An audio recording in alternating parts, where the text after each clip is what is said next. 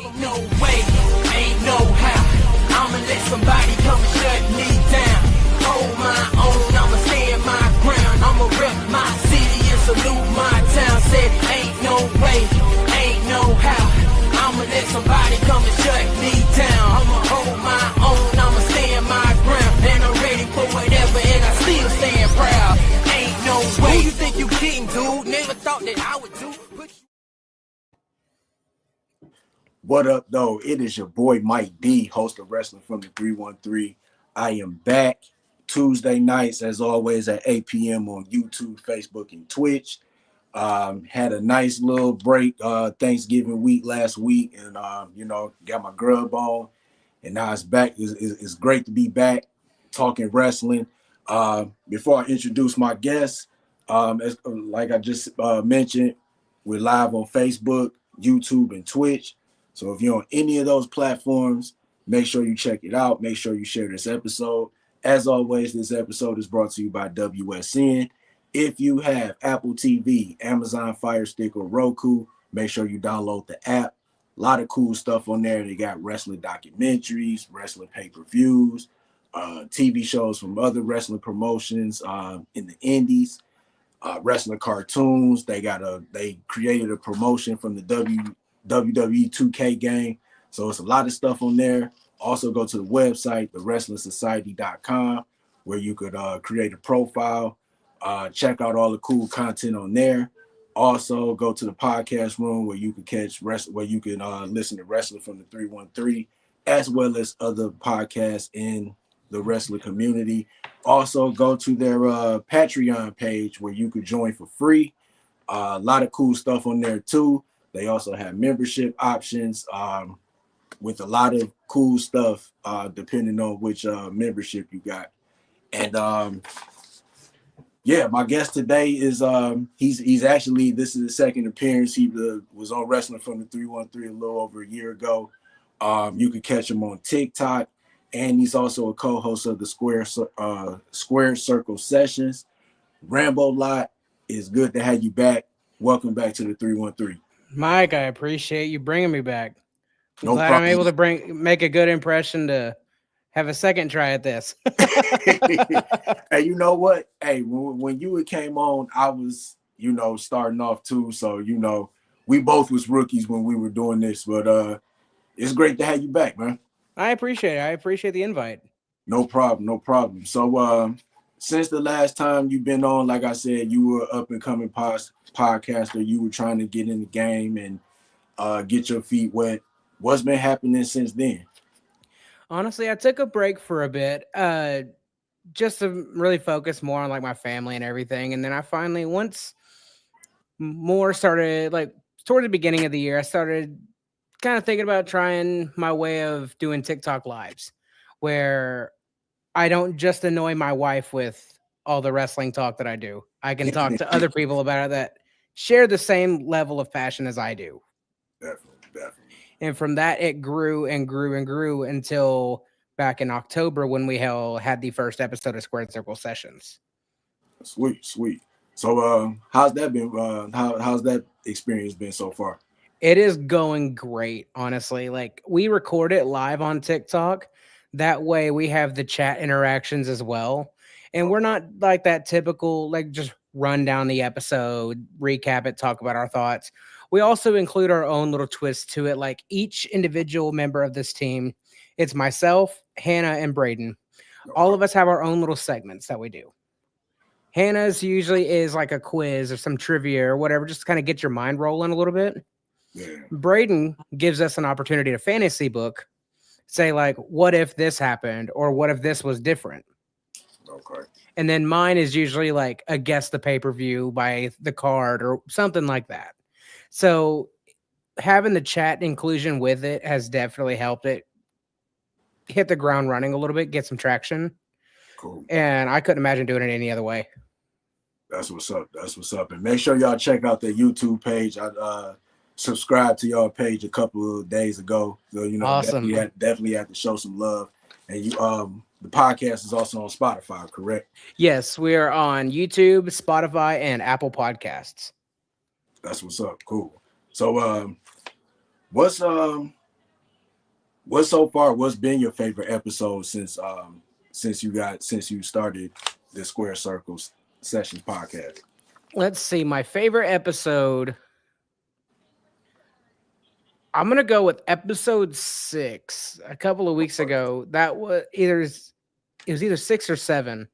One of them was we did a guess the pay per view at the end, and it was one of the hardest ones to do, and it ended up becoming like an inside joke with the three of us. It was insanely fun, and if you hear any background noise, I got my child running around here, so Oh, it's all good. just trying to make a little appearance. Hey, plug the podcast while you're at it. But no, I think either 6 or 7. Okay, cool. That's what's up. On the So, as a podcaster, since you've been, doing this, what's your current state on pro wrestling from a podcaster's perspective? And has it been anything that's like stood out to you recently? We definitely hit a rough patch in the month of October going into November. We hit a rough patch with like weekly episodes of WWE being just about the same thing, just different format. Yeah. Especially with the travesty that was WrestlePalooza. It was definitely kind of hard to stay involved with it, be active. Yeah. But I think now, once Survivor, like 2 weeks prior to Survivor Series to now, it is starting to like gradually go up. Okay. We just hit that really rough dead spot where it was just the same thing over and over again. Yeah. And you know what? We're gonna talk about Survivor Series in a little bit, because a lot of people weren't happy about it. So we're gonna kind of break down the card and just talk about some of the stuff that's happened and just the overall pay-per-view. For sure. And anybody that's watching, if you got any comments for me, comments for Rambo, questions, whatever, make sure you leave a comment and we'll have your question or comment on the show. So I am happy to answer anything. Same here. What do you think makes Square Circle Sessions stand out from the other wrestling podcasts that's out? Because it's a lot of them out here. Right? Oh yeah. One thing that I really think that makes it stand out is we don't have just one or two people's perspectives. Okay. We have 3 entirely different outlooks. Sometimes all 3 of them are the same, but oftentimes all 3 of them are different. And so it's really nice to explore others' view on certain topics. Definitely. So if you could collaborate with any other wrestling podcasters or content creators, who would it be and why? Honestly, for one, I guess it would go without saying Maven. Maven would be nice. Okay. Yeah, I know, because I know he got his own podcast, right? Yeah, he does. He's got a YouTube channel now that he's done for about a year now. Okay. He seems like, and Santi's app. Okay. He's shot to the moon over the last couple of years with his wrestling content on YouTube and his podcast. So something like that would be pretty sick. Yeah. And of course, here, man. Hey, I appreciate it. Hey, you know what I'm saying? Hey, I appreciate the love. I think for me, definitely somewhere down the line, I would like to, be a guest on the Square Circle Sessions. Absolutely. But I think I think it's a couple. I know Chris Van Vliet would definitely be one. Absolutely. I would love to, either have him come on or I come on his show. Stone Cold Steve Austin. I think Stone Cold Steve Austin. I would love to just sit down and, he asked me questions about wrestling and the same here. And then, while we talking wrestling, he got a beer, I got a beer. Maybe we take some shots of whiskey or whatever. I think it would be cool. That'd be awesome. He seems like a real down to earth, chill. Absolutely. And I'm trying to think of somebody else. Somebody else was right on that I can't think of. Maybe Busted Open with Bubba Ray and Mark Henry. I think that would be cool. Just to talk to them guys. You know, they got one of the top podcasts too. But you know, Bubba Ray being in ECW, and then Mark Henry, you know, being in the WWF during the Attitude Era and even Yeah, Attitude Era. So it'd be cool to just hear their perspectives and just hear their stories and stuff. absolutely. So what can listeners expect from you and the Square Circle Sessions? Any upcoming projects or goals you guys got? So next week will be our 10th episode that we've done, and 10th consecutive. We're trying to do at least one a week. We're about to break it down to two just to help with time constraints and everything. Yeah. Um, but honestly, come in expecting a laugh. We always say some like off the wall things. Try to have some fun, you know. There's so much negativity in this world, even in the wrestling community. Yeah. Come in, have a laugh, forget about the BS going on outside. Yeah, definitely. And you're definitely right. It's a lot of negativity in the wrestling community. Especially when it come down to the people's favorites, especially the AEW fans versus the WWE fans. That's what I think. Oh yeah. That's what I think make it toxic. It's all that discussion is almost as bad as the Michael Jordan, LeBron James discussions. Like, And if I may, the tribalism between WWE and AEW is what makes wrestling fans as a whole look bad. yeah, Because you have those that will absolutely glaze what AEW is doing and trash what WWE is doing and vice versa. When at the end of the day, it's wrestling. yep, yep, You're not a wrestling fan. You're a WWE fan or an AEW fan. yeah, If you're a wrestling fan, then you'll appreciate the product no matter how it's booked, no matter what storylines are being played. You still have people going out there in the ring and busting their ass for your entertainment. oh yeah, definitely, definitely. So I've got an immense amount of respect for that. Oh yeah, yeah. And it's just like you with some of the stuff that I read on social media when they be going back and forth. Like the whole funny part is when people take pictures of like WWE or AEW shows when they're just opening up the gates and people are coming in, and then they try to say this thing that the shows didn't sell out. But when you're watching it on TV and you can't see an empty seat on the show, so it's just like stuff like that is just like it's petty and uncalled for, in my It opinion. really is. And it's more or less like I'm trying to think of the right terminology for it. It's honestly just overall the IWC itself. Yeah, The internet wrestling community, you can find some great people in it. I sure have. definitely. But for every good person you find some like toxic individuals that don't know anything Yeah, besides sitting there and being a fan. They don't put their they've obviously never stepped foot across the barricade yeah, and try to fantasy book things that are either A, impossible, B, doesn't make any sense, or C, all of the above. yeah. That's true. I definitely agree with that. And hopefully, you know, somewhere down the line, I don't think it's gonna happen that like you said, all this tribalism and just the back and forth. Because at the end of the day, it's wrestling, and everybody got their own different. Both companies got their different style. Exactly. And I'll be first to admit, I'm not the biggest fan of AEW. I'm not. But I still respect the product for what it is. Yeah, I don't agree with their booking, their stories, Tony Khan signing people for 2 weeks and then letting them sit in catering for the rest of their contract.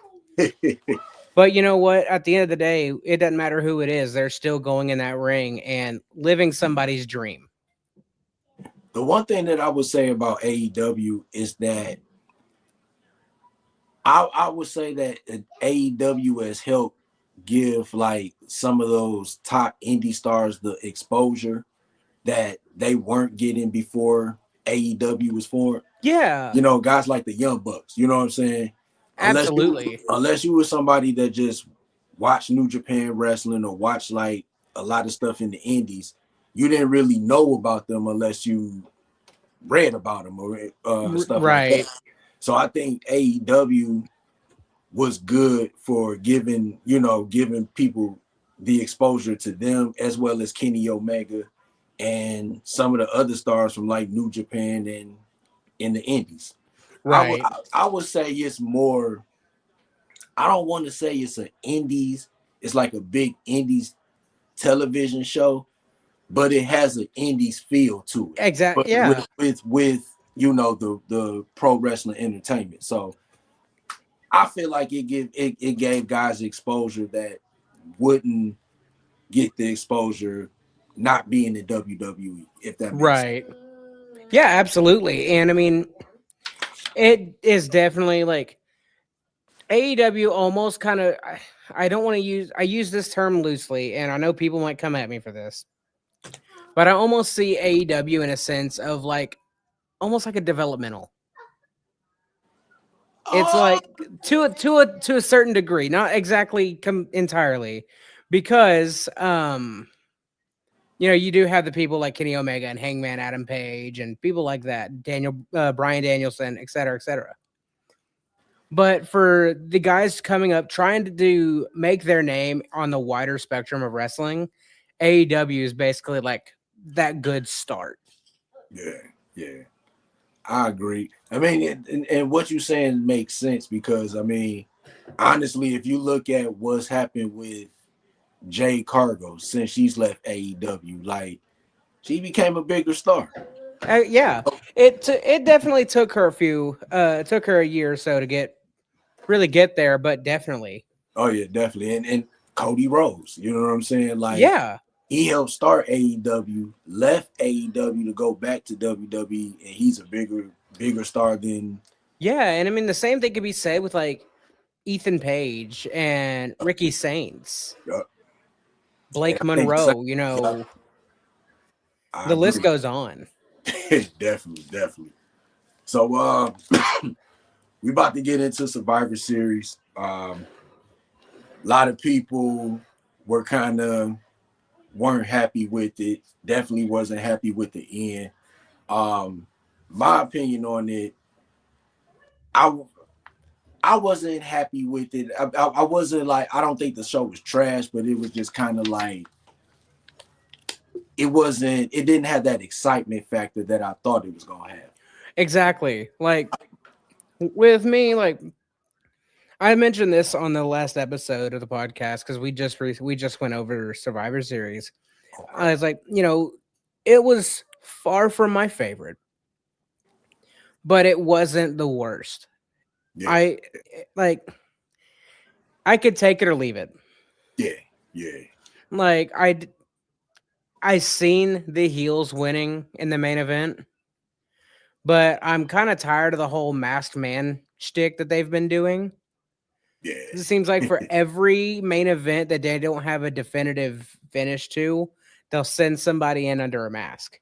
yeah, yeah, And honestly, like it was okay at best. yeah.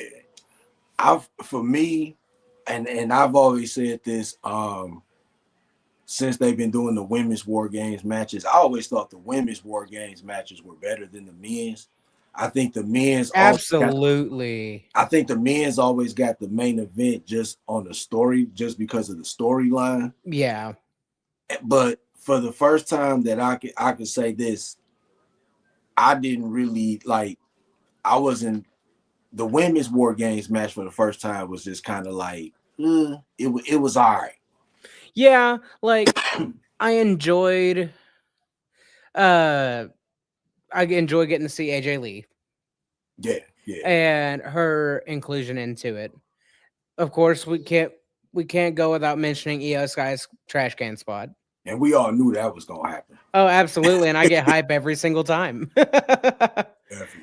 EO Sky is my favorite women's wrestler of on the planet right now. Not of all time, but I digress. But like it was definitely the best of the two war games this year. Yeah. And I would say for me, I think bright spot for the women's match was Lash Legend. She made her that was her first match on the main roster, and I think she's gonna do pretty good. I think Oh, she absolutely. She was killed it. yeah, yeah, she did, and it's gonna be interesting the pairing with her and Nia Jax. I think it's actually a good pairing with those two. They both are pretty tall or whatever, Yeah. and I think that they could kind of be like that powerhouse of the women's tag team. Yeah. Once they get like the ball rolling with a tag team, I could definitely see them being a threat to the tag team division. Oh yeah, definitely. And the second match that happened on that card, John Cena, Dominic Mysterio. I think personally this was probably the best match of the show. Absolutely. Um, By far. just on the standpoint of Liv Morgan came back. She had everybody thinking that she was about to turn on Dominic, but she gave John Cena a taste of his own medicine, Yep. Little hugged him, callback. did the whole, switch the face up and kicked him in the groin, and Dominic, got his title back. And yeah, we got one more match with John Cena, and it's almost an end of an era. I'm not ready. I'm not ready. So I always say, because when we talk about the ghosts of wrestling, we talk about Ric Flair, Hulk Hogan, Stone Cold, The Rock, um, Randy Orton. Sometimes we talk about Edge.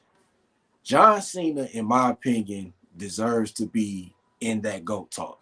He His is definitely on my Mount Rushmore of wrestling, okay. of WWE, I Oh, mean, oh yeah, definitely. And because of the what really holds like close to me is during the rough times, you had people leaving to jump over to TNA. And then yeah, once AEW started, people left there to go to AEW. Cena stayed the entire time.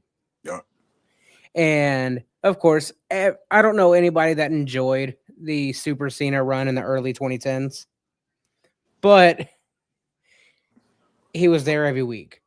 oh yeah, He paid his dues and he made something out of nothing that he was given back in 2002. that's true. But you know what? The Super Cena run was no different than Hulkamania. Right. You know what I'm saying? Like seriously, like honestly, like John Cena was this era's Hulk Hogan. Yeah, and that's the only way to say it. Like his shirts, his merchandise sold like crazy. The stuff that he was doing outside of the ring, the Make a Wish stuff. Um, Absolutely. I think that he made his name as like one of the best wrestlers to cross over to like entertainment, movies, Hmm. television shows, and stuff like that. Now, I've never really been a fan of his in ring ability. Yeah, I've always said he is a much better performer than he is an actual wrestler. yeah, So whenever I put him like on a Mount Rushmore, I put him up there as being like the greatest superstar of all time. yeah. I could agree with that. I say I say he's the LeBron James of pro wrestling or the WWE or because when it comes to that GOAT talk, they do not want to put him in that GOAT talk. But you got Right. he's got 17 world championships. Well, in WWE's terms, that's the record. But it's been said that Ric Flair's got actually won 21, 22 world championships. Yeah. But other than that, like John Cena's beaten the top guys. He's beaten Edge, Randy Orton, uh, Triple H, Shawn Michaels. He's probably beaten Roman Reigns before Roman Reigns was the head of the table. He's beaten Seth Rollins. He's beaten everybody, and he's won every championship in WWE. So Every single accomplishment that you can get in the WWE, John Cena has now officially won. definitely, and not just that, Royal Rumble. He won Money in the Bank. He's main He's evented WrestleMania, so it's just multiple like time elimination chamber. The only one that he hasn't done is King of the Ring, but that's not really necessary right now. Yeah, yeah. It's really never been necessary because if John Cena wanted a title match, all he'd have to do is say, "Hey, I want a title match." Yeah, that's true. That's true. And the third match that they had, and honestly, they could have put this on Monday Night Raw. Stephanie Vaquer and Nikki Bella. I understand they trying to give Stephanie Vaquer, opponents, and they kind of, trying to build her up as a fighting champion and stuff. But it was no way in the world that I was gonna believe that Nikki Bella was gonna beat Stephanie Vaquer. No, and I love Stephanie Vaquer, Yeah, yeah, but I think, and I've said this before, um, I think Nikki Bella is still stuck in the like divas era yeah, with her wrestling skill and her character. yeah. There is really no character. I agree. I think she's still like, instead of being a women wrestler, she is still like, honestly, I could still see the diva in her. Mm-hmm. There's really no change there. And obviously, with the roster that we've got on the women's side of things, there is definitely a significant change from what it was in her era to now. Yeah. And I've never really been the biggest fan of her wrestling. She was never really able to really sell me like, oh, is she actually gonna like, in a wrestling match, you want to have the fans like really get behind you and see like, okay, there's a good chance he's gonna get this. Yeah. Never had that with Nikki. Yeah. Yeah. And I would say, and I totally, and I was just thinking about this when I was watching Survivor Series. It's like, I could respect them putting her in the Hall of Fame, but I think she did it as far as like putting the divas on the map mainstream, like with Total Divas and stuff like that. Yeah. I think that I can see why they're in the Hall of Fame for that reason. But as far as the wrestling, I couldn't tell you a classic Nikki Bella Nikki Bella match. I think that they would have been better if they would have tried to just bring Brie back and let them have a short run as the women's tag team champions. And honestly, the fact that we have the Bella twins in the Hall of Fame before Victoria is actually quite insane to me. Victoria and Jazz. Yes. Because I definitely think both of them definitely deserve the fact that neither of them are in the Hall of Fame, but the Bella twins is quite absurd to me. Real quick, we got a couple of comments. Braden Ball 475, he left a comment on YouTube. I guess he was saying Survivor Series, it was middle of the pack. Yep. I definitely agree with that. What about Braden? B-Ball CR, Nikki Bella is waiting for the Total Divas reunion. Yeah. Braden is one of the co-hosts for Squared Circle Sessions. That's what's up. Shout out to Braden. Yeah. Appreciate you leaving a comment. And let's get to the main event. The men's War Games match. A lot of people weren't happy with the ending. The big thing in this match, before we talk about the big thing that happened, a lot of people was really tripping about this. Jey Uso yeeting in the middle of the War Games match. Like, a lot of people was really, really, really mad about that. And it sounded like you wasn't too happy about that either. What was your thought on that?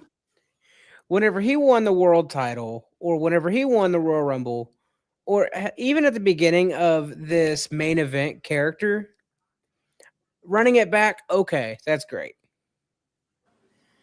But after it being done every single week of him making his entrance, one of, if not the longest entrance of the night,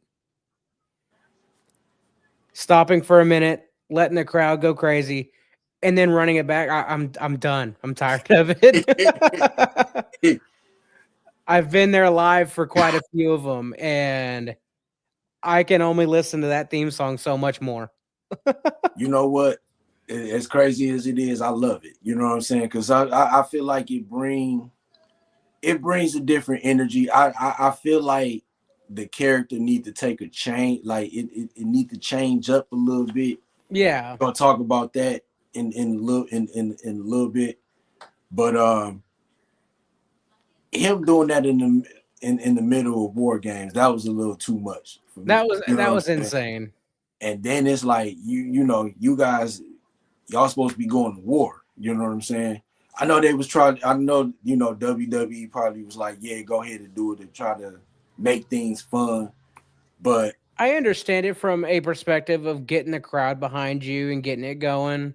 yeah, But when you're trying to sell that you are going to war in one of the most grueling matches of the year, yeah, stopping in the middle of the match to get on top of the war game structure and yeet and have the music and the lights and everything, it's like, all right, it's a little far fetched. and then and the crazy part, he was doing that, and the team that they were going up against was a pretty good team. I mean, you Oh got Brock yeah, Lesnar, Drew McIntyre, Braun Breaker, and Bronson Reed, and Logan Paul. You know what I'm saying? That's a really yeah, good team. So and I know everything. Is storyline and stuff like that, but a story like that, you want everybody to take it serious. And right, and the way Jay Uso been in the last couple of weeks, he want to be taken serious and stuff. So, you know, yeah. And honestly, like, I don't think I've ever been more excited to hear Brock's music. hey, I heard it and I was like, all right, good. I'm just glad. I'm just glad that when he came out this time, he didn't fall. Yep. So, the one big thing that happened before the War Games match ended was a guy dressed in all black climbed the cage, hit CM Punk with the curb stomp to kind of make everybody think it was Seth Rollins. Climbed out the cage and ran off. And after the match, if get on the internet and watch see the articles and stuff that they said it is Austin Theory. Um, what are your thoughts on just that? The guy coming out in all black, interfering in the match, and Austin Theory possibly being the guy. So I made a joke last night with the podcast when we were talking about this. Uh I told him, I said, watch, it's gonna be Omos. As a joke, obviously, but I could definitely see it being Austin Theory. Yeah, but it's messed up because it's like it's not gonna be a surprise. You know what I'm saying? Right. And the whole thing with when you do stuff like that, have a mass person come out and going further ahead along in the story, like who is this person, and then for it to be leaked on the internet, it's kind of take the suspense of That's why I do not like the IWC for stuff like that. yeah, yeah, It's, nothing can be suspenseful anymore. nope, You nope, can't have speculation. It's always leaked. definitely, That's why, like, last week's episode of SmackDown, I couldn't watch because it was pre-taped. yeah, yeah, And all over social media, it's like, oh well, this happened and this happens. Like, I don't want to know, but it happens. You just start scrolling through like Facebook and you end up seeing it. yeah, yeah, yeah, and then this is it's just like it just take the whole suspense out because it's now is at this point. Does WWE creative, do they change the person that was that was dressed in black and then find another way to bring Austin Theory in since it's already been leaked and possibly add another member to the vision? Like, I wish I had a better answer, but I personally don't know. Yeah, yeah, Because there's a small part of me that's like, well, maybe they'll pivot a little bit since, it's getting out and they still want that shock factor. yeah, But judging how booking has been over the last number of months, I can definitely just see them running with it. yeah. I agree. I agree. Cause it's just like now, cause as soon as Survivor Series ended, I think maybe within an hour or two, it was a story that came out that the masked man, that the man dressed in black was Austin Theory, and it's just like, wow, y'all just gonna just spoil the surprise, like, cause now whenever they decided to take the mask off of whoever, and this Austin Theory, it's just gonna be like, oh, we knew this was happening weeks ago. Exactly. And you that's the thing is like you can't hide nothing anymore. In Yeah, this day and age of social media, you can't hide anything. I think the last genuine surprise I've had, honestly, I think was when Punk came back. I would say when Punk came back, and I would probably say when John Cena turned heel. Yeah. I would say those were like the last two real shock moments in wrestling, in my opinion. And speaking on that, if I may, for just a quick second, Oh, go ahead. I see all over the internet about how the heel run was ruined. It was trash, shouldn't have happened, whatever. Here's my put on it. The run wasn't bad. It was the plot to the run and the payoff that wasn't there. I agree. I In agree. that run, we had a great feud with Cody. Match wasn't necessarily great, but the feud with Cody, with Randy, with Punk, you know, awesome. We got some John Cena promos that we wouldn't have heard otherwise. I agree. And I think the reason why it gets trashed on a lot is because it didn't have a payoff. Yeah, And that's where my frustration lies. It's like, we had John Cena sell his soul to The Rock, and we haven't seen The Rock since that night. And maybe two mentions of him on TV in the last 11 months. yeah. And I think also people were also upset about the John Cena R-Truth story too. Yep. I definitely think that they should have put more into that story, because I would have loved to seen.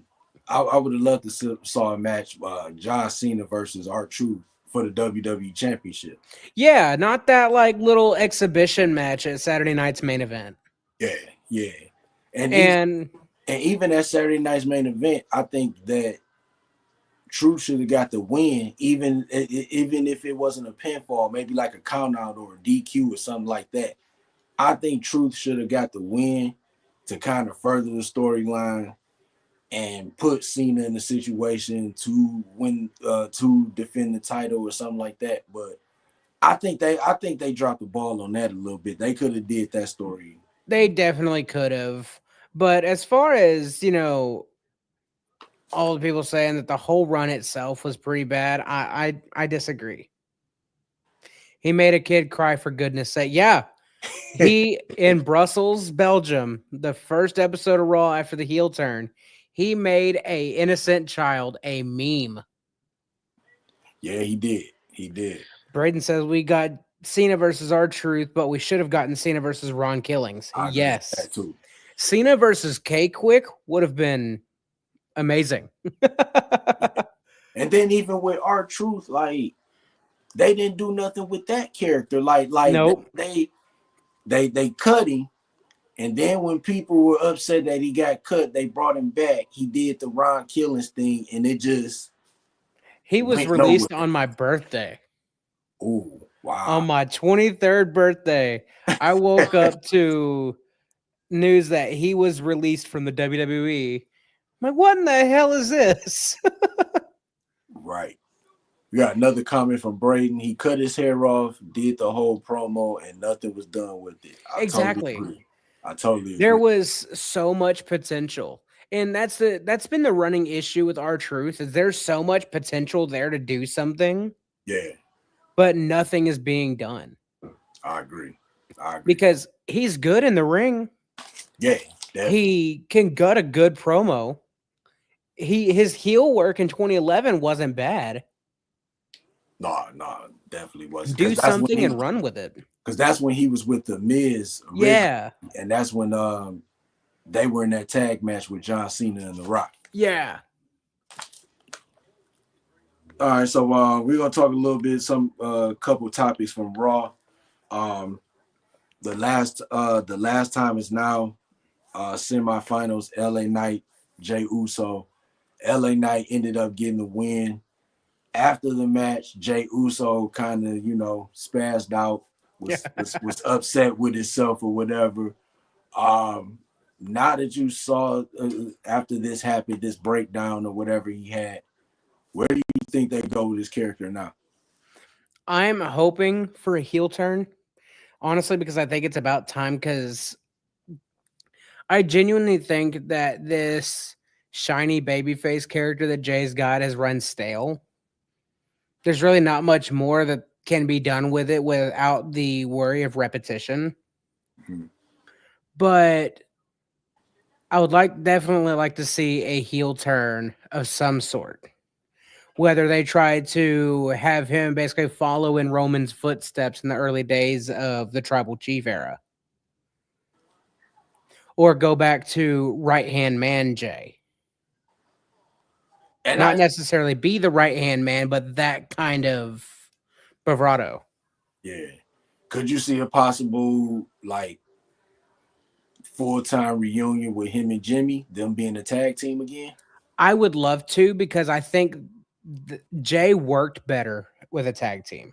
Okay. As a single star, he's had some good matches as a single star. I'm not going to discredit him on that. But his work in the ring was a lot more believable whenever he was a tag team. That's fair. That's fair. And like him and Jimmy had that perfect dynamic duo, especially during like the Uso penitentiary times Yeah. when Jay would take the mic and Jimmy would be like the muscle of the group, for lack of a better term. They worked together perfectly. But them splitting off, it really is not doing a whole lot for Jay. Yeah. It did something for Jay, but it didn't do nothing for Jimmy. No, and Jimmy's been left on the back burner, and I really don't like that. Yeah, and I've always said this on the podcast that I've jumped on, whether it was mine or I was a guest on someone else's. They never gave Jimmy a chance to make his own character, create his own character or his own identity. I feel like his character was always feeding off of Jay's momentum. You Yeah, know what I'm saying? and yeah, you had like in the last 2 years that the Usos have been split up. Jay's won 2 singles titles, a Royal Rumble, and a marquee match at WrestleMania. I Oh, don't can't forget the tag team titles with Cody. Yep, the tag team titles with Cody. I can't remember any like big marquee deal that Jimmy has done. Yeah, yeah, because he always kind of like the right hand man. It was at one point he was the one taking all the cheap shots by like the whoever the bloodline was beefing with at the time. Yeah, So it's like they never really gave him a chance to like, okay, let's see what you could do. Create right, you a character, create your own character. So it don't seem like you J 2.0 or whatever. right. But And if they were to do if they were to do a reunion of some sort, that would be great because I feel like if they were to do that and stick to Raw, I feel like the Raw tag team division definitely could use it. oh yeah, yeah. But if they were to go their separate ways and end up getting another match, I don't want a repeat of WrestleMania 40. That was the worst match on the card. Honestly, I wouldn't even mind them reuniting as a tag team, but with the Jey Uso entrance. I would be cool with that. You know what I'm saying? Yeah, And I think at this point that probably would be better for them. it really would. It's like you don't want Jay to run completely stale Yeah. to where it's almost like, oh, it's this again. Because that's kind of what we're getting to at this point with the singles Jay push. It's okay, we're running back the same stuff. Like one of my biggest fears especially since Sheamus got injured in the tournament. I was worried that it was going to be Jay and Gunther in the finals. Yeah, yeah, And I really don't care to see that. We've had it a lot in the early part of this year that's true. That's true. and quite a few last year with the Intercontinental Championship. Yeah, So, I mean, I am excited to see Gunther and LA Knight, but with Jay, I'm hoping that we get some sort of character change. yeah, If he were to stay face and like kind of play, not necessarily like the anti hero, yeah. but change it up just a little bit. And I think that's what's probably gonna happen because first of all, I don't think WWE is gonna cut the plug on the whole yeeting and everything. No, Especially because that has definitely catered to the younger demographic. not just that too, but he's probably selling a lot of merchandise too. Oh, absolutely. Them glasses, them shirts. Oh yeah, definitely, definitely. I think I could see his character having like a darker or a little edge to him, but still Yeah, doing the yeet, but not as much. right. Not doing it in the middle of a War Games match. Absolutely. Definitely. So speaking of the last time it's now tournament, we talked about Jay and LA Knight. We all knew Gunther was gonna be solo. Ain't even no reason to like really get into that. The finals is gonna be LA Knight, Gunther. We know Gunther is gonna win this. What's your thoughts on the finals? Now, the Gunther and Solo match was a lot better than I was anticipating. Yeah, it was. Yeah, yeah, And that helped me realize Solo can sell his ass off. yeah, He sold them chops like it was like deadly shots. You know what I mean? Like, yeah, yeah. so kudos to Solo for that. But I'm not opposed to Gunther facing Cena Oh, me because neither. with his character, that like right now, that is the perfect heel that could match John Cena's energy. Yeah, yeah. John, like honestly, he's probably the best one mic wise that can hang with Cena. Oh yeah, that's That's gonna not be. like a CM Punk or a Randy Orton. Like out of the people that were involved in the tournament on the microphone, Gunther has the best opportunity, like mic work with Cena, and they both have the good ability of to match each other's skill level. I agree. I agree. And the thing that for me that's tripped out is like they made these announcements that Cena he's already made his last Raw appearance or made his last SmackDown appearance. How's the build up to the his final match? How's that gonna go if he's already made his last appearance on Raw and on SmackDown? Unless I mean, of course, unless they do a video or something. Either a video be done, or honestly, it's just Gunther going out and talking shit. Yeah, That's really the only real like way that I could see that being built. And Gunther is capable of doing such. yeah, He that's true. is very capable of playing that really good villain on the mic. Yeah, I agree. So that would be the only real way, unless Cena was to like pull a fast one over us and be like, "Hey, just kidding, I'm here." I Right. want to hear him drop a fine speech on Gunther just once, Yeah, because you yeah. know when he says fine speech, his opponent's done. Right, definitely. They So don't stand a chance. And you know, my pick obviously was taken out due to injury. My pick was Sheamus. okay. Reason why is because I and obviously this didn't happen, but in my fantasy booking mind, I was like, okay, Cena wins the IC title, Sheamus wins the tournament, And Cena drops the title to Sheamus on his way yeah, out because on December 13th, 2009, Sheamus beat Cena for his very first WWE title. yeah, yeah, you're And right. I seen it being on December 13th, 2025, Sheamus beat Cena for his very first IC title and took Cena's last title. That's kind of how I had that playing out.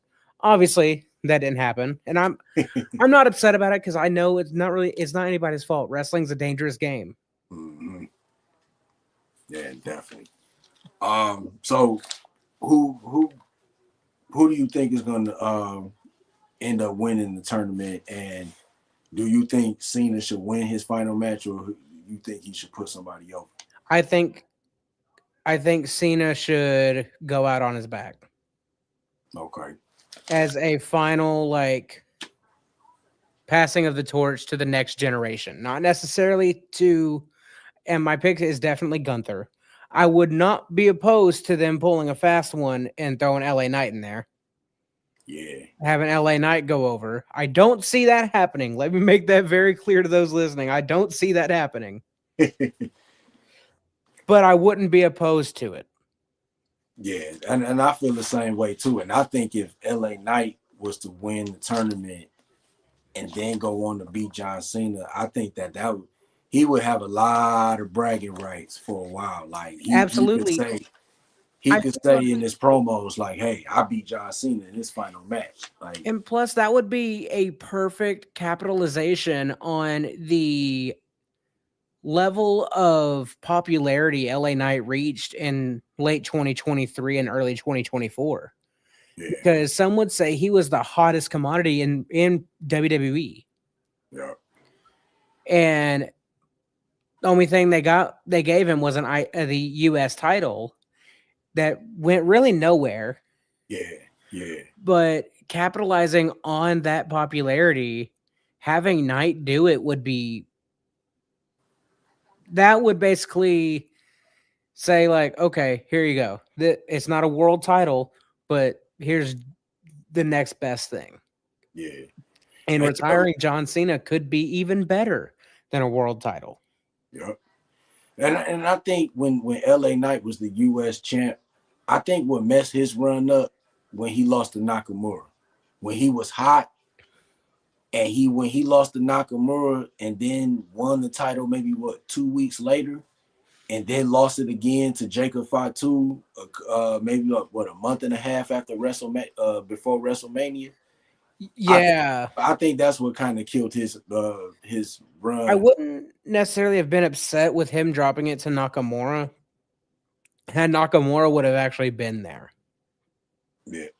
Whenever he was holding the title, he hasn't shown up but maybe twice. Mm-hmm. That's true. And if he was going to drop it to Jacob, that would have been fine. Yeah. But giving LA Knight a little bit more of a actual run with it would have definitely been better. Yeah. Because it's honestly like nobody, like since WWE has had the US title, like outside of John Cena and what he did with the Open Challenge, the US title don't really have that prestige as the Intercontinental title as long as it had. Like, of course, the Intercontinental title has lineage, it has history, but it's just like the US title just been the US, it's just been the title. Like, and I feel like Cena was the only one that kind of put like some prestige to it. With that, like, I'm definitely on the bandwagon now, especially with Ilya Dragunov holding it. Yeah. I do like the open challenges because it gives people an opportunity to have some TV time. Yeah. To show their craft. And it also showcases the title. Yeah. Which is more than what we could say over the last year with really many of the mid-card titles. I agree. Like, it's showcased every week. It's defended every week. Now, if we were to do what we're doing now with the Intercontinental and the US title, and we were to do that same method with the women's mid-card titles, yeah, it'd be great. Oh, yeah, definitely. And the women's IC is definitely getting there. Oh, yeah. Oh, yeah. It is absolutely getting there. And Maxine Dupree has impressed me more over the last 3 months than she has in her entire wrestling career. Yeah. She has very clearly gotten better. But with the women's US title, that's where it really needs work. Oh, yeah. Yeah, definitely. And speaking of Maxine Dupree, she had a vignette with Natalya. What did you think of those vignettes? I love it. It shows like they're kind of trying to get rid of that like cheerleader like gimmick that Maxine's had for the longest time with Alpha Academy. Yeah. Finally giving her her own identity. Hmm. And honestly, training with somebody like Natalia is the best option you've got, That's true. because not only do you have a legend in herself being Natalia, but you also have the Hart lineage. Oh yeah, definitely, definitely. You know, you had Stu, and then you had Brett and Owen, then you had Jim the Anvil, now you have Natalia. Yeah, You know, there is decades worth of knowledge that she's now bestowing onto Maxine, and it is definitely showing. yeah. And with these vignettes, it kind of makes me wonder if we're getting like the instead of like really Natalia, the Queen of Hearts gimmick, are we getting like the Natty Neidhart that we've been seeing on like Triple A. yeah, Yeah, yeah. I hope so. I hope so. that's been badass recently. Yeah, yeah. Because Like she's also been doing that outside of WWE. What's that? Blood sport? yeah, Yeah, yup. So I would definitely love to see her do something like that. I think the Queen of Hearts thing, like I know she does that because because of her family and stuff. But I would love to see her like her character take another like a different twist. yeah, and like honestly, like Natty Neidhart just sounds a lot better, Yeah, especially in this day and age. You know, it's like, a you're kind of paying back to previous generations with Jim the Anvil and Bret Hart and everything, but you have Natty's own personality to it, not just the woman in pink with cat ears. You know what I mean? right, definitely. So let's talk about the Judgment Day. So the Judgment Day, they came out, had a little promo. Dominic talked about, just basically talk junk after getting his title back. Liv Morgan came out and she basically said Judgment Day is about to run WWE again. Something that Rhea and Damian Priest always used to say. Um, for some reason, and I think this is gonna happen down the line. I think we're gonna see a split in the Judgment Day. I think we I, need to. yeah, I think it's already a power struggle, and it's not even with Dominic and Finn Balor. It's with Finn Balor and Liv Morgan. Yep. And I think that's where the split is gonna go. You're gonna have most of the group is I think is gonna side with Finn Balor, and I think you're gonna see Liv and Dominic possibly turn babyface and go up against the Judgment Day. Now, the only wild card in this whole story is going to be Raquel Rodriguez. Yep. Is she going to side with Finn and, continue her relationship with Roxanne? Or is she going to roll with Liv Morgan, the person that she won tag team titles with? So this is what I see coming. And just with the promo yesterday, just kind of the way Finn was looking and how Roxanne was looking, I could see that coming in a few months. Now, like the Judgment Day has definitely lost its aura, so to speak, over the last year. Mm-hmm. You know, it's not the same as it was. Obviously, from a physical perspective, you know, you don't have Rhea and Damien, Yeah, but it doesn't have that, like, I don't want to say like mystique, yeah, but yeah, that's kind of the word that I'm leaning towards. yeah. It's And not a lot. I definitely get what you're saying because now they just seem like a bunch of just the cool kids in high school. yeah, Like, and like you have the cracks that's been shown for the last few little while. Now it's just waiting, like, okay, are they actually going to pull the trigger on it? yeah, Or is this going to be one of those that like they plant the seeds for and then don't touch on again for months? yeah, Like, honestly, like the way that I would see it working out is I would much prefer to see Dom and Liv stay heel because Liv has done her best work That's since joining Dom and the Judgment Day. She has done her absolute best that she's ever done. that's true. That's true. And Dominic is such a good, like, chicken shit heel that it just works. Yeah.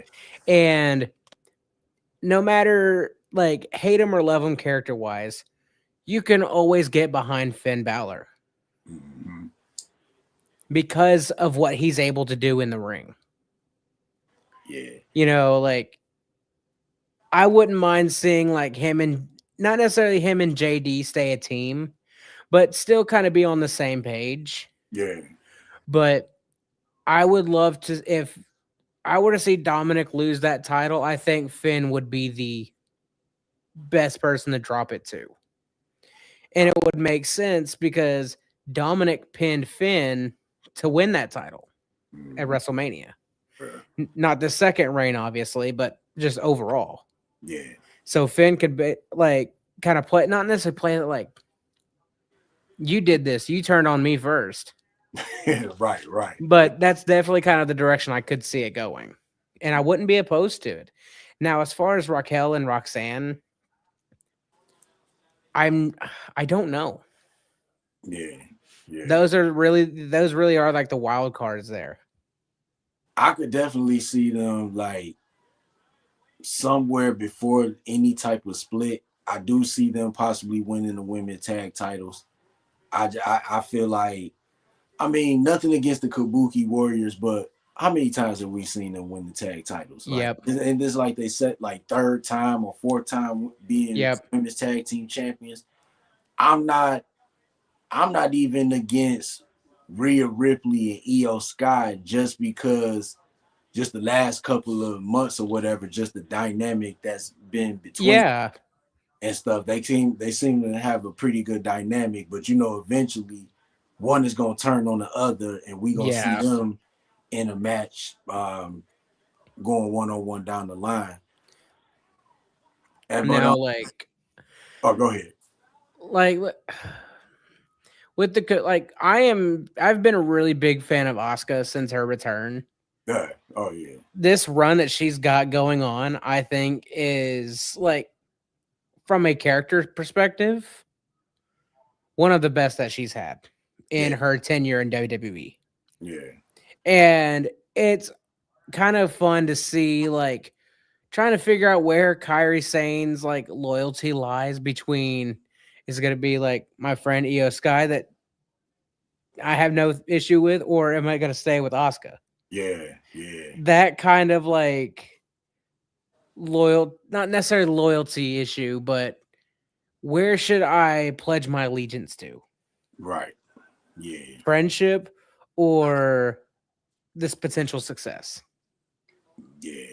And I could see something. I could see the Kabuki Warriors eventually down the line splitting up, and we see a Kairi Sane and Asuka storyline too. Yeah. Because like you said, that's gonna be one of the things. Like Kairi trying to, have show her loyalty to Asuka, but then Io is kind of like her homegirl or whatever. Yeah. She's this good side about her. So, like you said, I think that's eventually like gonna blow up, and I think that's gonna definitely turn into a storyline.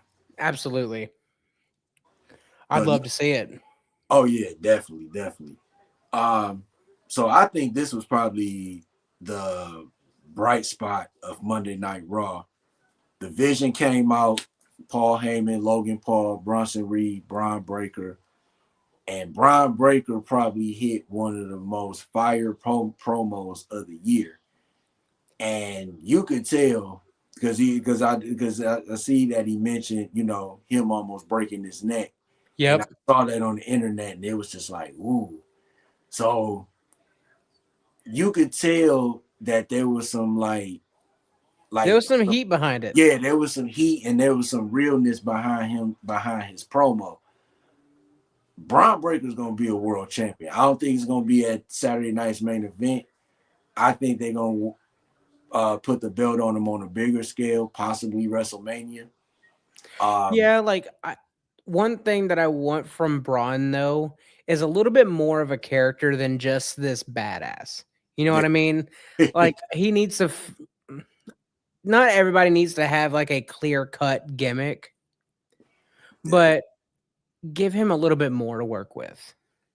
right. But that promo was Braun Breaker's absolute best promo that he's ever cut. Yeah, I agree.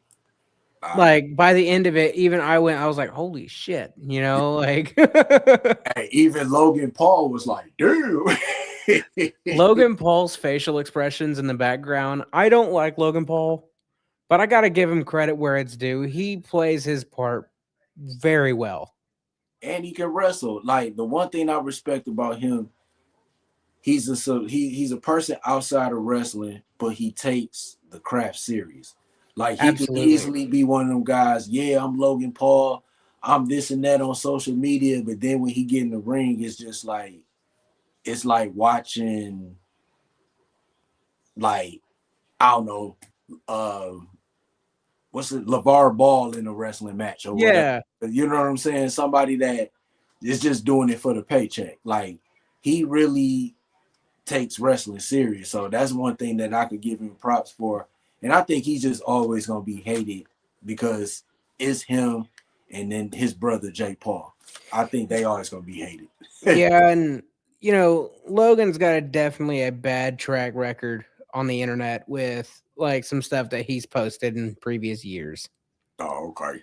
But I do have to give him credit where it's due. He took to this business a lot better than a lot of the newcomers. Yeah, I agree. Yeah, He took to it quicker than a lot of people that has like been born into the business. yeah, Like it took Dominic quite a while to find his footing, yeah, to find his identity, find like something that doesn't just resemble him as Ray's son. yeah, yeah. Logan, right off the bat, it was okay, this guy can actually work. Mhm. And he holds one of my favorite matches to this day, and that's him versus Seth Rollins at WrestleMania 39. Oh yeah, yeah, yeah. That Like, match. and yeah, of course, Seth carried him for a bit because, Seth's the veteran. But Logan definitely held his own. Yeah. I even say the match he had with Roman, what was that? Crown Crown Jewel Jewel or something like that. 2022. Yeah, I think that was good too. That Like, was awesome. Well, that's one of my favorite matches of Roman Reigns' title run. now this is a controversial question. You think WWE ever put the world title on Not yet. I don't him? think it's time yet. Hey, because I always said it. I'm like, I could see him being the future world champion if he keeps staying on on the path that he's going. He could be a world champion, and I think that that would bring. It wouldn't be a bad decision because, like I said, like we've agreed he can wrestle, and then his impact on social media would be crazy. Absolutely. And like whenever I say not yet, like I'd say give it a year, give it 2 years, Yeah, give him a little bit more time to get some more matches under his belt because you can't unlearn things. yeah, You Each opportunity you have to step into the ring is an opportunity to learn more and more and more. yeah, Especially with the levels of talent that he's been in the ring with, like a Roman Reigns, like a Seth Rollins, like a Rey Mysterio, yeah, teaming with McIntyre, working with Randy Orton. It's like he's got all these people that is proverbially taking him under their wing and teaching them. yeah. If he has that for about another year, maybe 2 years, I could definitely see him holding the world title. And then you got to think about this too. With him being in the vision, he's working under Paul Heyman. So you already know Paul Heyman is putting all types of knowledge in his ear. Absolutely. All those guys about to get better. All of them. And All of I've them. said this for years and years and years, and I don't think I'll ever change it. Paul Heyman is arguably the most brilliant man in professional wrestling. Yep. outside of Vince McMahon, I definitely have to put Paul Heyman right up under there with Vince. I put him as the number one greatest manager. Yeah, yeah. That's another thing. Like, and I'll go back to like the whole podcast thing and where I started with that because it ties in with this. Mm-hmm. Like I do ranking lists that I put up on TikTok, different subjects, WrestleMania matches, Hell in a Cell matches, stuff like that. And on my top 10 greatest managers list, Paul Heyman is number one. Okay. So with him being on the side with Logan Paul, with the levels of talent that Paul Heyman's already worked with, like a Brock Lesnar, Roman Reigns, even Curtis Axel in 2013, Yeah. Cesaro, CM Punk. Cesaro, Punk, the list goes on. The sky is definitely the limit for Logan if he stays with Paul. Oh yeah, definitely. Same thing, same with all of them. Yup. Even And whoever if this mystery Austin, man is. yup, I was just about to say that if it ends up being Austin Theory being that mystery man, I think he's gonna learn too. But real quick, like let's just say if WWE decided to twist things up and it's not Austin Theory as the masked man, who would you like to see be the masked man? So I don't necessarily see it as far as like physically because it didn't quite look like it. But if they decide to run the whole vision thing and include Cody involved in some way, shape, or form, Mm-hmm. I wouldn't mind seeing it be somebody like a Randy. Mm-hmm. If they were to keep Cody tied in with it in some way, shape, or form. You know what? When I was watching Survivor Series and I seen the guy come in with the black outfit and stuff, and I'm looking at, I'm like, that kind of looked like Randy Orton the way he was kind of like standing, but I'm like, nah. With the way that he scaled that cage, though, I don't think Randy can do it that quick and that clean. Yeah. At this stage in his career and his body, I'm not sure if he can. But I could see that definitely being a wild card. You know what? I was thinking something. I don't think that this would be as box off. You know what? I don't know, but this would be a big turn or a big shocker. What if the guy that was in the mask? I wouldn't mind seeing like Montez Ford. Absolutely. I wouldn't mind seeing Montez Ford because I think that if he took off the mask and it was him, and then the next week or on SmackDown or whatever, and he do a promo, I think Montez Ford will put on a fire promo. That would be I'd be so down for that. And then you could kind of, you know what I'm saying, kind of put him in that mid card, kind of see where he at and stuff like that. I would do that. That and it would finally set up like an actual feud with Angelo Dawkins to give us that like Street Profits breakup. Yeah. Yeah. But then at the same time too, if they break the Street Profits up, I don't think that they need to do the typical tag team breakup. You know what I'm saying? Right. I would what I would do if when they do break the Street Profits up, just let it be something like, hey, if we lose, we've been on the losing streak. If we lose this match, we go on our separate ways. Yeah. They lose the match. And then after the match, they kind of in the ring, just standing around, crowd giving them a clap. They shake each other's hand, give each other a hug, and then they just go their own way. I would like to see them in like that instead of the typical this partner mad at this partner and he attack them and this and that. Like, because I think they both could do good as baby faces, and I think Montez would be a good heel. Right. He definitely could. Definitely. I'd love to see it. I think if they wanted to like twist things around and not have Austin Theory as the black mask guy, I think they should consider Montez Ford.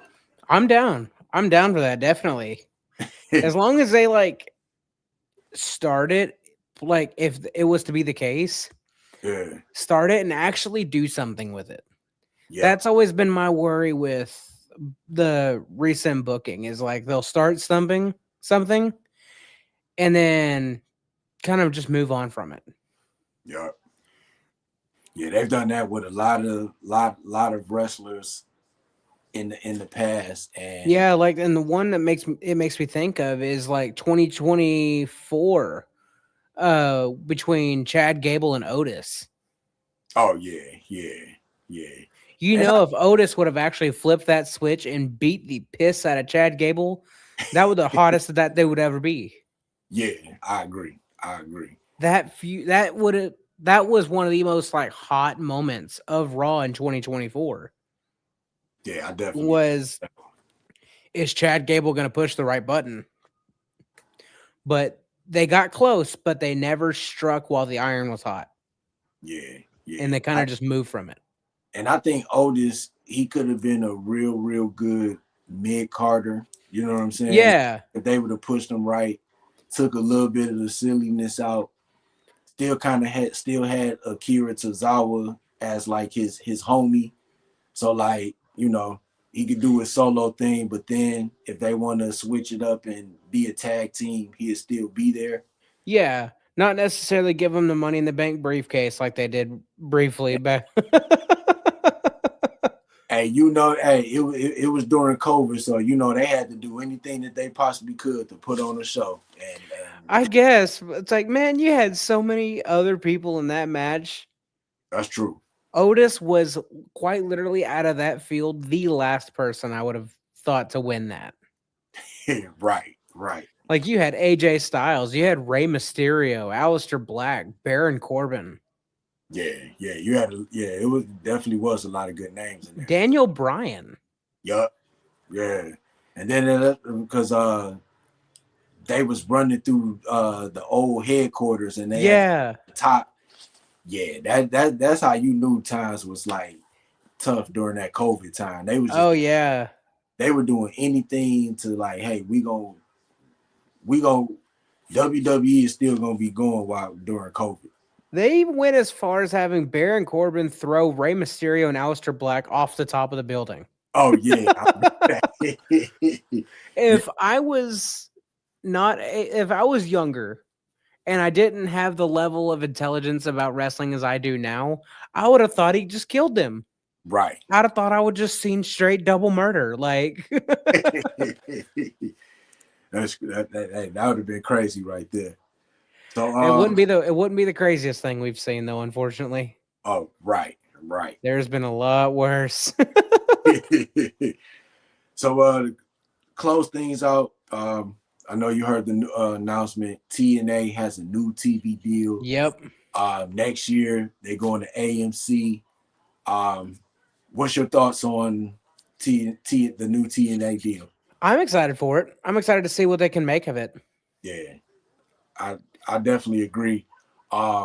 It's gonna be cool because now they're gonna be on a network that everybody will be able to see. Yeah, 'Cause it's on a like local, not necessarily a local channel, but if you don't have cable, you'll still get AMC.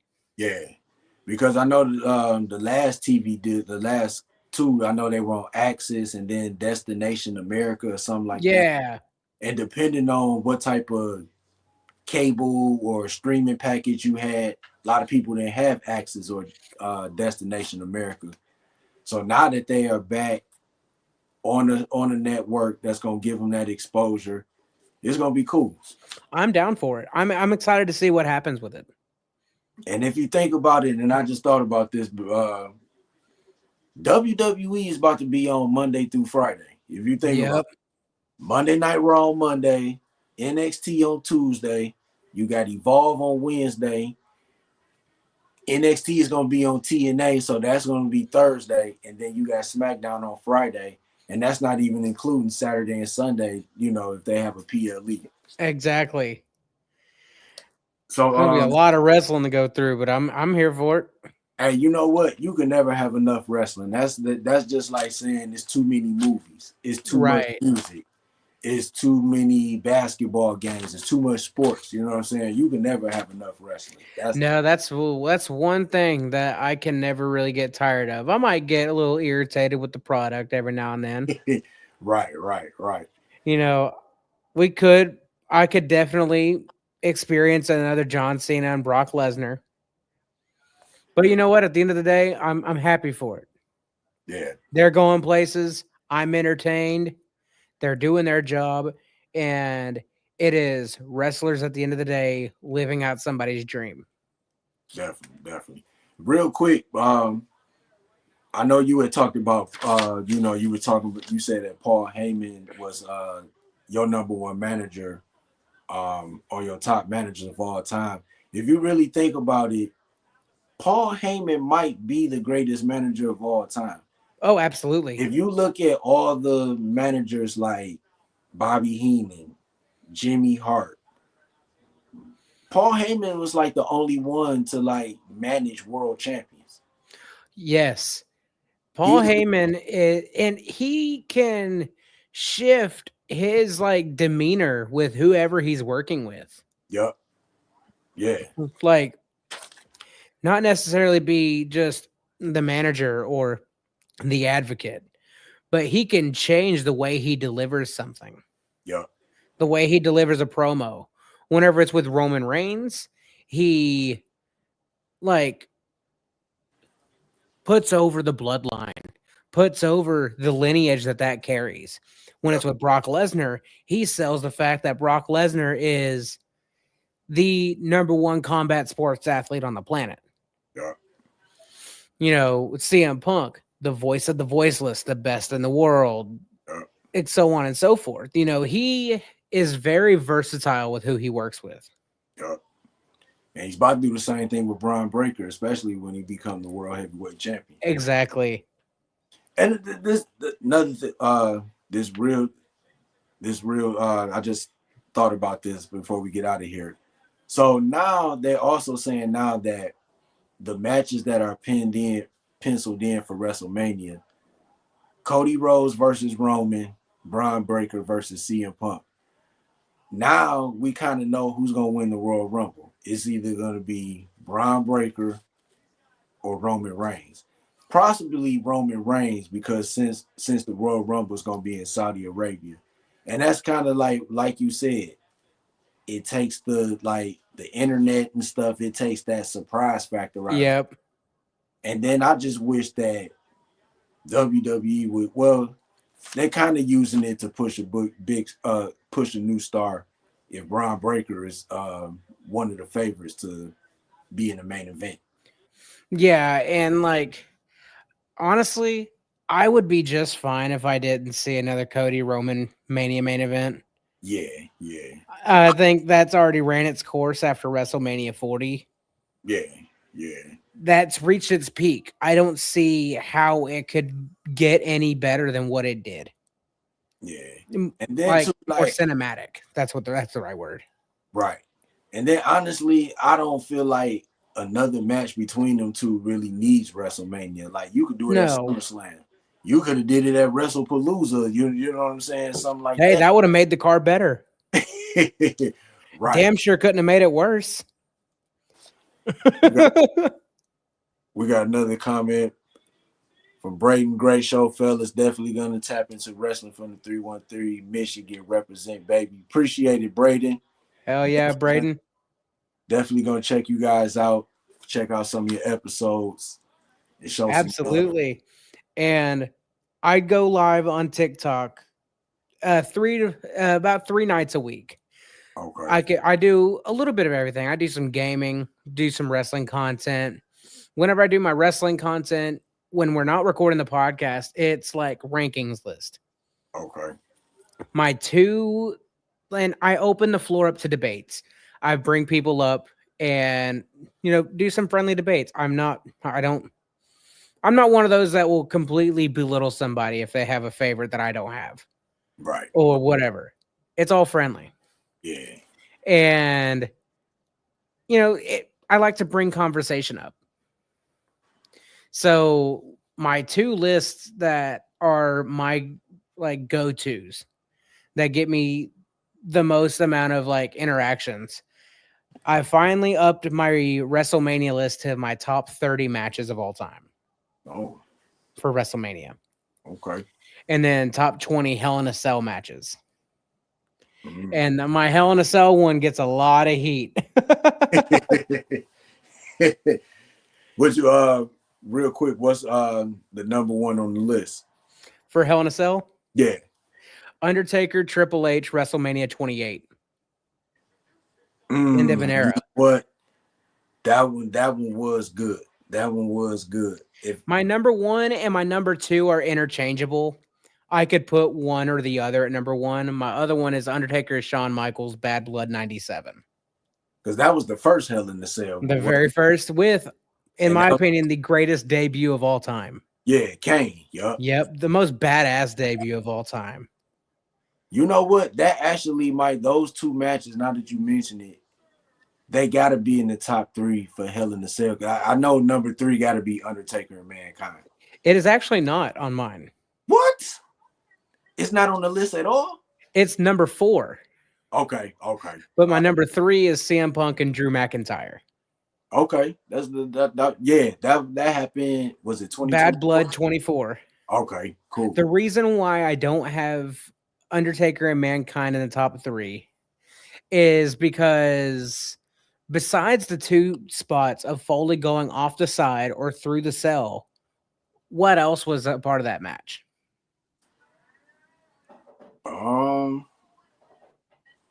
I'm trying to remember. You gotta refresh my memory. We had a tack spot. Oh yeah. We did have a tack spot. Yeah. But there was no story really there. There was really no in-ring psychology. Yeah. Only thing that's taken away from that match was Foley's gonna kill him damn self. Yeah. But that's why I don't have it in the top three, and I get a lot of shit for it. And you know what? Because it's crazy because it's like I always say for anybody that's not like a real wrestling fan, that's just kind of like a casual fan. If you don't think wrestling is real, if you still one of them people that's claiming that it's fake, watch that Hell in a Cell match because nothing about that was part of the script or whatever. You know what I'm So saying? there are two people that I tell people to go back and watch whenever they give me the whole wrestling is fake propaganda. Either Mick Foley or Spike Dudley. Okay. Were you talking about when he got flown when they threw him across the crowd or something like that in ECW? Across the crowd. Whenever he was about to take a power bomb spot through a table against La Resistance on Monday Night Raw. And they were standing back a little too far, and his heels caught the top rope, and he just barely clipped his head off the side of a table. You know what? I think I remember that. Yeah. Spike was insane. Yeah, and they used to throw him around like Spike was like 100 pounds, like 115, 105 soaking wet. Spike was the living embodiment of a human ragdoll. And I say that with the utmost respect because I'm not doing that shit. Yeah, me neither. Real quick, we got one last comment from Braden. He said, Rambo, when we get Mike D on our show. Let's Hey, set up a time. Let's do it. yeah, definitely. If not this year, we definitely, kick off 2026, with a guest appearance. I'm down whenever. I am absolutely down. And we are getting ready to start guest appearances. Okay. I have a couple of names that I have confirmed for the podcast. Okay. And I will go ahead and share two of them now. Oh, go ahead. Two of them, well, one of them will happen in February. Another one, we're still waiting on a confirmed date, but I've been conversing back and forth with him recently. So we're still working on something out. But we've got Maven confirmed. Oh, sweet. And we've got Mr. Kennedy. Oh, that's big. Hey, those are two big names right there. Congratulations. We've got another one that I'm still trying to hammer down a date yet, but until we have like confirmation, uh, I won't give it out too much yet. But Hey, it will be the biggest episode so far. hey, keep working on it, and when it's time to announce it, you know what I'm saying, share it out to the world. I'm excited for it. That's what's up. So Rambo, I appreciate you coming back on. I appreciate you having me back. No problem, no problem. So before we get out of here, any shout outs, anything you want to plug, or let the people know where they can find you? Of course. So you can find Squared Circle Sessions Wrestling Podcast on Spotify, Apple Podcast, and YouTube. Just go on there, type in Squared Circle Sessions, and should be one of the first things that pop up. Same thing on the other two platforms. My TikTok is just like my name is right here, Rambo Lott. I go live 3 times a week, sometimes 4, with just a whole host of different things. Sometimes I'm gaming, sometimes I'm just listening to music, chatting, sometimes we're opening debates with wrestling. Okay. And definitely want to send it out to my podcast crew because I couldn't do this alone. Hannah and Braden. I can't do this. I can't do this shit by myself. That's what's up. Nah, like as much as I can talk wrestling until I don't have a voice left. But I love the fact that I have other perspectives too. Yeah, that's always cool too. That's always cool. I'm always open to hearing somebody else's view of things. Right. And whenever I bring people up for a debate on my lives, I always tell them if they have some kind of crazy take or whatever, I always ask why. And I always say, I don't ask why because I'm disagreeing or I'm trashing your claim. I want to understand your thoughts behind it. Definitely. I'm always open to listening to it. And there has been times where people's claims have changed my mind. Mm-hmm. I'm always open to it. Oh, yeah. And, with the lives, with the podcast, we keep things like politics and religion and all that shit out of it. Yeah, yeah. Because those two topics in itself start more shit than anything on this planet. You ain't lying. I don't give a damn who you're for. We're talking about wrestling. Yeah. I've got who I'm for. You've got who you're for. That does not matter. Mm-hmm. We keep it completely. I tried to keep it a safe space for everybody. Yeah, yeah. If you're having a rough day or going through a rough time, I want you to come in, hang out, and kind of just forget about what's going on outside of it for a little bit and just come have fun, have a laugh. I'm always saying some stupid shit. Hey, but you know what? Like you said, this with so much going on in the world, man, sometimes people need to just a simple "How are you doing?" can change somebody's day. That's true. So if I can play just a small, minute part of changing somebody's outlook on their day, I'm here for it. Oh yeah. Because you don't know what people are going through. Yep. Hey, people on the internet are too quick to be assholes and judge you from the second they see your name. Yeah. And I don't like that. Yeah. Everybody deserves a chance to be heard out, to talk to. We may not see eye to eye on things. That's fine. Mm-hmm. We're not all supposed to agree on everything. If we were, that should be boring. Yep. Everybody having the same agreement on something, and it's just like, yeah, you're right. It would definitely be boring. For sure. It would. So definitely come check us out over on the TikTok page. We're just here on Rambo Lott right now. In the next couple of weeks, I'm going to make a Squared Circle Sessions page on TikTok. Once we get a little bit more of a following, I'm going to start doing that and posting clips and all that fun stuff. Sweet. But definitely come check us out. Come hang out. Even if it's just for 5-6 minutes, come say hey. I respond to everybody unless you say something stupid. That's and we just have fun. yeah, definitely. That's what's up. So before I get out of here, want to thank everybody who watched the show. Um, want to thank everyone who left a comment. Um, it's December. This is the last month of the year. Um, we got two episodes left before we take a little break going into 2026. Next week we got Chris CZ Wizard. He's gonna be coming on. We're gonna chop it up with him. And then we got a special episode in 2 weeks. We got uh, Professor Bear, we got Joe Moreau, we got Sam from WSN. They usually come on. We come together. We're the main event roundtable where we just discuss wrestling topics. We're gonna have a special year in review episode that's gonna happen here on Wrestling from the 313. And then after that, we taking a 2 week break. For the rest of the year, we just gonna kick back, enjoy Christmas, and enjoy the new year. And then, probably around that time while I'm out, probably start putting out posts to get people on for 2026. So catch Wrestling from the 313 on Facebook. We are getting close to 1,000 followers on Facebook. TikTok, we're getting close to 800 followers on there. Instagram, we're a little bit over 300 on there, so that's cool. But definitely make sure you subscribe to the YouTube channel.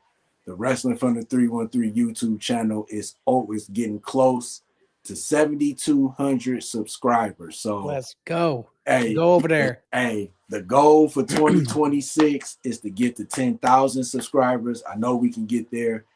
Got to just get back on the grind and just put out all this wrestling content for sure.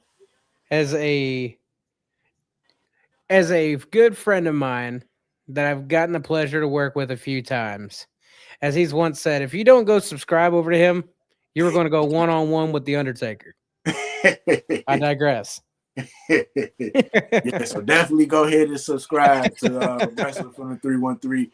And also don't forget to subscribe to Square Circle Sessions. Don't forget to follow Rambo Lott on TikTok. And just, check them out. Check out their podcast. They, doing their thing. And they got some good stuff coming up too. So, good luck to you guys and everything you got going on. Much appreciated. And, no problem. And 2026, definitely try to have you on. Maybe have the whole crew on. Let's do it. Talk some wrestling or whatever. So yeah, big things for 2026 for Wrestling from the 313 and the Square Circle Sessions. So I'm your host, Mike D. Rambo Lott, Wrestling from the 313. We are out. See you next week. Have a good one, guys.